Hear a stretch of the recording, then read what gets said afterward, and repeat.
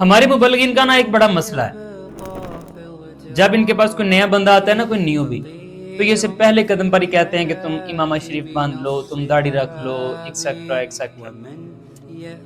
اچھی باتیں ہیں یہ ساری، لیکن یہ پہلا قدم نہیں ہونا چاہیے۔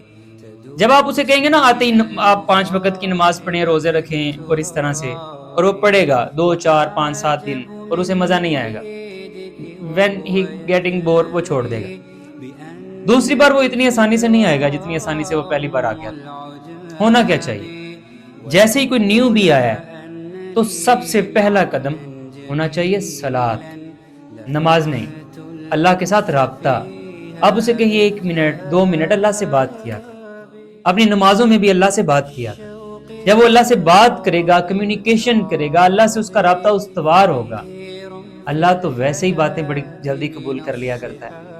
یہ کنیکشن بلڈ اپ ہو جانے کے بعد جو آپ چاہ رہے ہیں نا، یہ ظاہری حلیہ، یہ جتنا آپ چاہ رہے ہیں اس سے بڑھ کر کرے گا، لیکن پہلے قدم پر شاید کرے گا بھی تو صرف رسم ہوگی، روح نہیں۔